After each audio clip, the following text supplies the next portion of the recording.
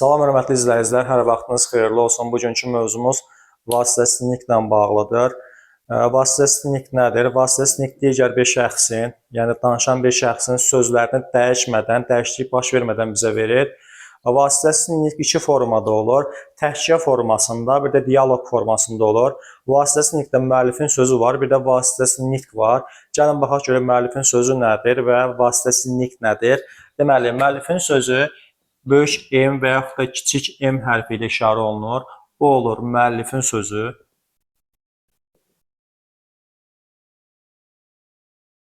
Müəllifin sözündə deyə, deyi, soruşdu, söylədi, dedi, soruşdu,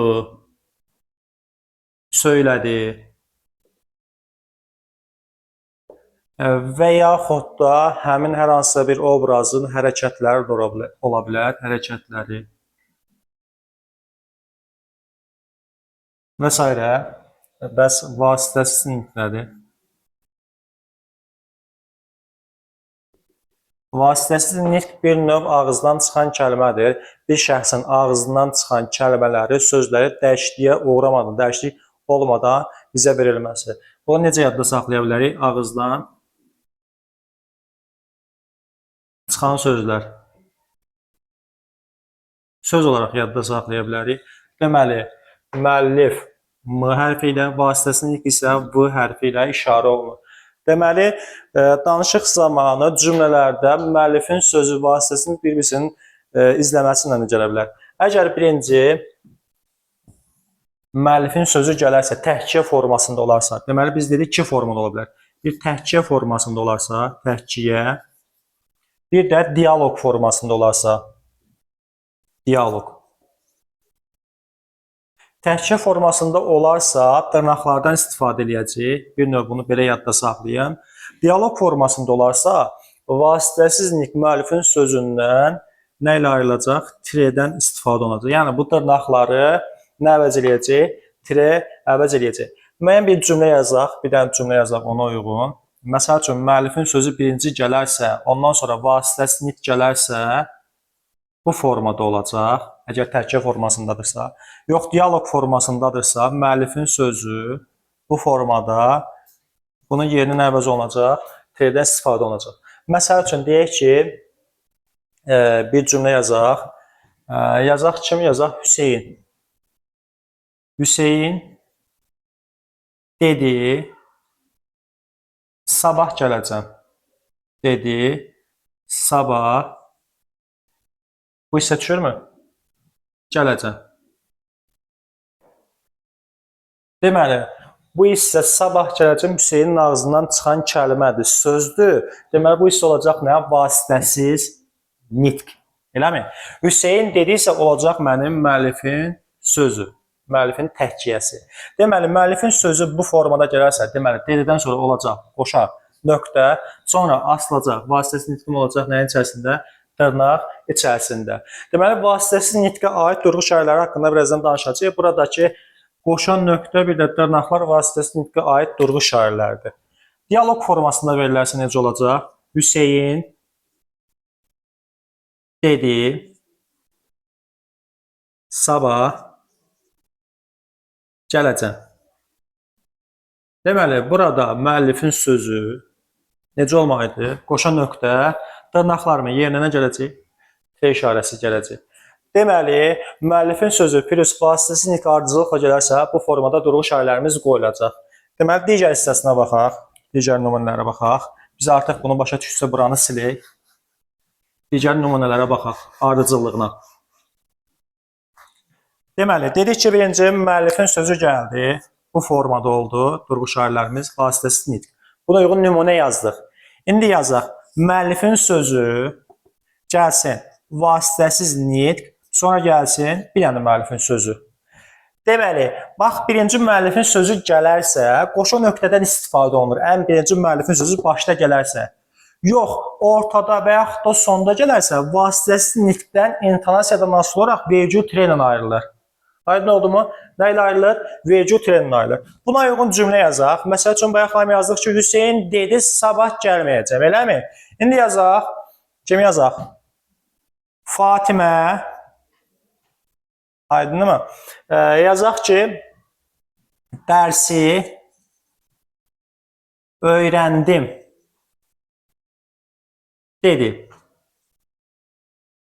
Fatimənin ağzından çıxan kəlmələr nədir? Dərsi öyrəndim. Digər bu sözləri Fatimə dediysə, müəllifə aid olan sözlərdir, eləmi? Deməli, Fatimə, müəllif, dərsi öyrəndim, vasitəsiz nitq dediyi yenə müəllifin sözüdür. Sxemimizə baxaq, necə olmalıdır? Müəllifin sözü, qoşa nöqtə, dərsi öyrəndim, dırnaq açıldı, bağlandı harada? Bax, dırnağımız bağlandı. Dedi, intonasiyadan asılı olaraq nə qoymalıyam? Vergül, tre ilə ayrılmalıdır. Yox, əgər mən bunu dialoq formasında yazsam necə olacaqdı?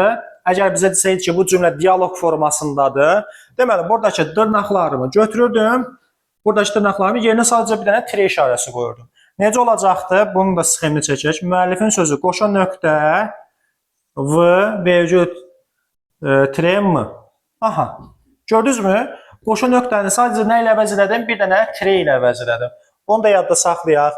Sonra başqa bir cümlə yazaq, başqa bir sxemə uyğun yazaq.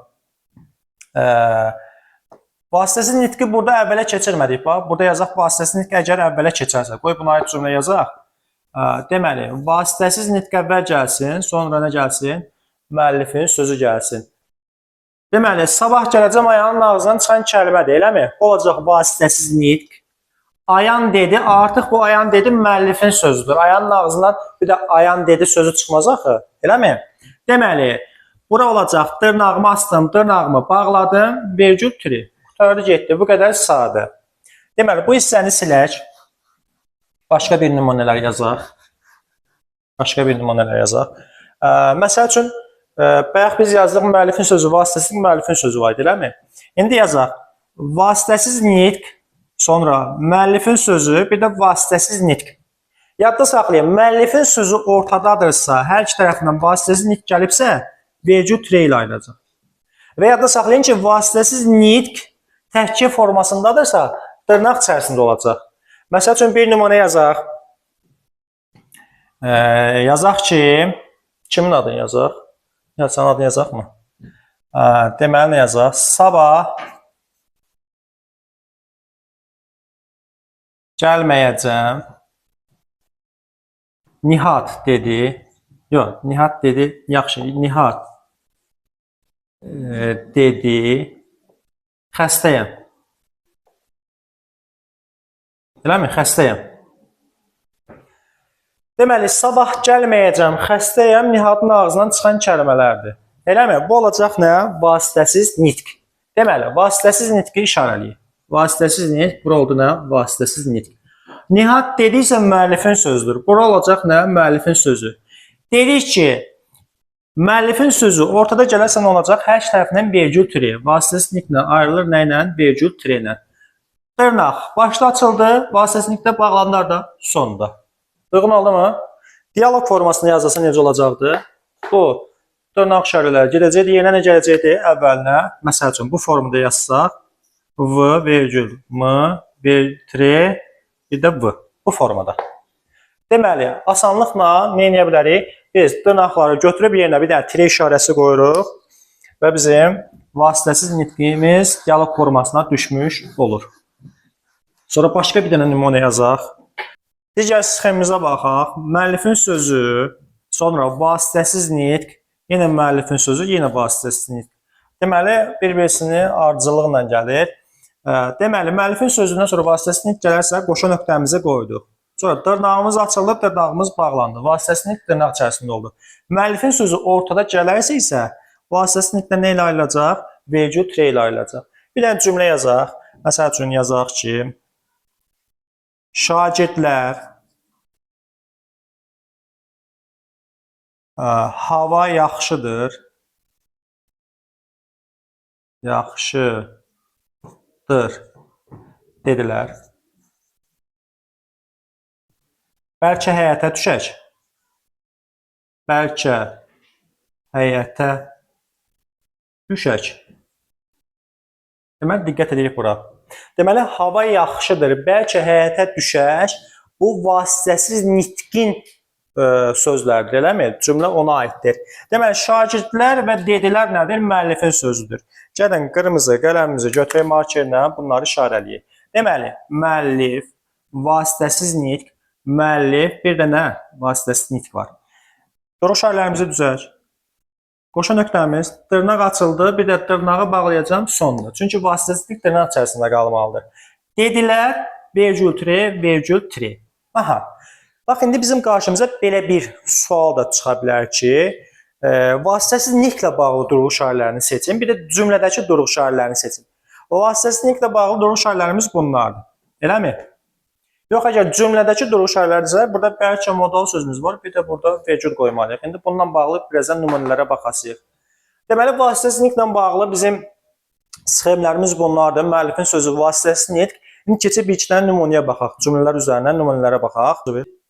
Deməli, indi də vasitəsiz nitqlə bağlı müəyyən cümlələrin izahına baxaq.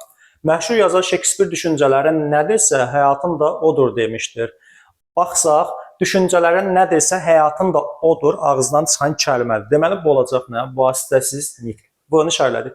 Məşhur yazar Şekspir bir də demişdir isə müəllifin sözüdür. Çünki bunlar ağızdan çıxan kəlmə deyil axı. Deməli, bu isə olacaq müəllifin sözü, bu da olacaq nə? Müəllifin sözü.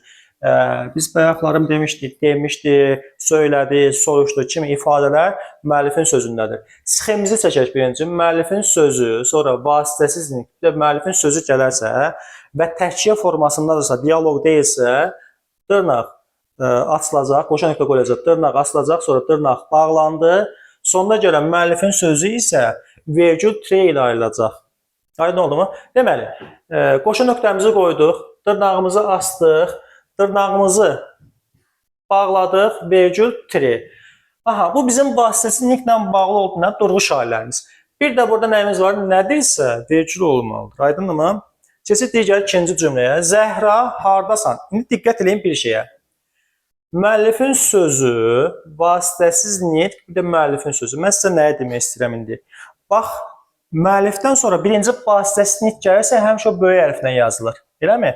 Deməli, burada Zəhra, hardasan ana? Deməli, bu hardasan böyük hərflə yazılıbsa, deməli, bu hiss olacaq nə? Vasitəsiz nitq. Hardasan ana deyə soruşdu. Hardasan ana nədir? Ağızdan çıxan kəlmədir. Deməli, bu olacaq nə? Vasitəsiz nitq. Zəhra deyə soruşdu. Bu olacaq müəllifin sözü. Bu olacaq müəllifin sözü. Aha, diqqət edin bura. Əgər soruşdu varsa, soruşursa sual cümləsi olmalıdır, eləmi? Deməli, burada olacaq sual. Zəhra, qoşa nöqtə, hardasan ana, deməli, dırnağımı bağladım deyə soruşdu varsa, artıq bax, biz burada nə yazırdıq? Vergül işarəsi qoyduq, eləmi? Bunun yerinə gələcək nə? Sual işarəsi, sonra tire olacaq. Deməli, duruq işarələrimizi quraq. Sual işarəsi bir də tire. Mən evə gedirəm deyə üzünü ona tutdu, gözləməyin. Deməli, mən evə gedirəm, gözləməyin vasitəsiz nitqdir. Vasitəsiz nitqimizi işarələyək. Deyə üzünü ona tutdu. Biz bayaqlarım dedik ki, vasitəsiz nitqdə müəllifin sözündə hərəkət də var və yaxud da hər hansı bir deyə, soruşdu sözlər də var. Aha, nə qaldı? İkinci, üçüncü. Nəyə dediniz? Hardasan ana? Bəli, bax, görürsən, bax, kitabda işarəmizi qoymamışıq. Doğrudur. Biz elə fokuslandıq bura vasitəsiz nitqə. Doğrudur. Burada kitabın işarəsini qoymamışıq. Mən evə gedirəm deyə ana soruşdu. Aha, deməli burada vasitəsiz nitqin işarələrini qoyduq. Deyə üzünü ona tutdu. Deməli bu hissə olacaq müəllifin sözü.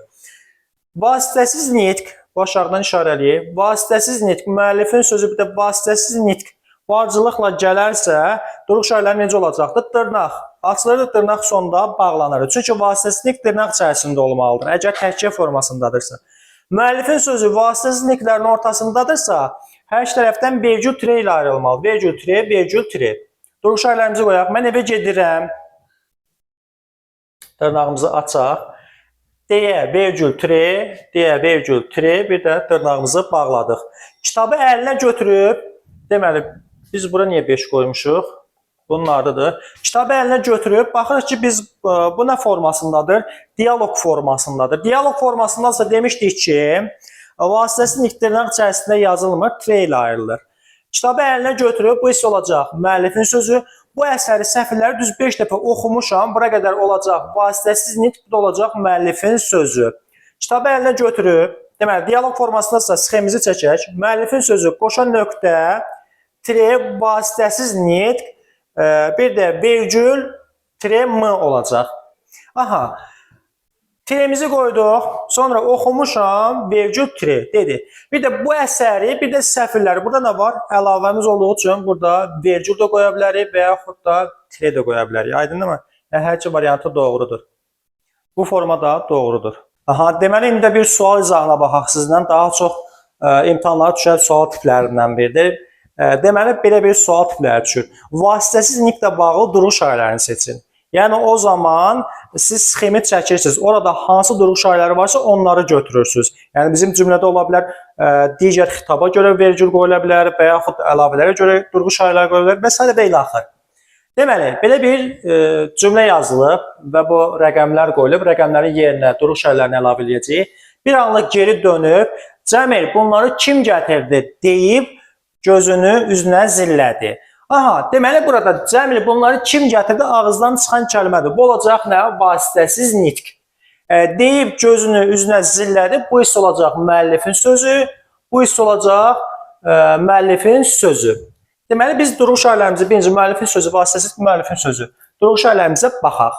Müəllifin sözü, vasitəsiz nitq və müəllifin sözü. Gələrsə. Duruq şairlərimiz necə idi? Birinci müəllifin sözü nə qoymalı başa gələrkən? Qoşa nöqtə. Təhkil formasındadır. Dırnaq açıldı, dırnaq bağlandı. Vergül, tire işarəmizi qoyduq. Deməli, birincinin yerinə nə olacaq? Qoşa nöqtə. İkinin yerinə olacaq nə? Dırnaq açıldı. Sonra 4-də olacaq dırnaq bağlandı. 5 vergül, 6 olacaq tire. Bu bizim oldu vasitəsiz nitqlə bağlı duruq şairlərimiz. Deməli, bizdən vasitəsiz nitqlə bağlı duruq şairlərimizi seçin desə, mən 1-i götürəcəm, 2-ni götürəcəm, 4, 5, 6. Bəs buradakı 3 nədir? Buradakı 3-də vergül işarəsi olacaq. Bəs bu vergül işarəsi nəyə görə qoyuldu? Cəmil xitabına görə qoyuldu. Aha, digər indi suala sizinlə baxaq. Rasul gözlənilmədən gələrək sizi telefona çağırırlar dedi. Deməli, ağızdan çıxan kəlmə burada hansıdır?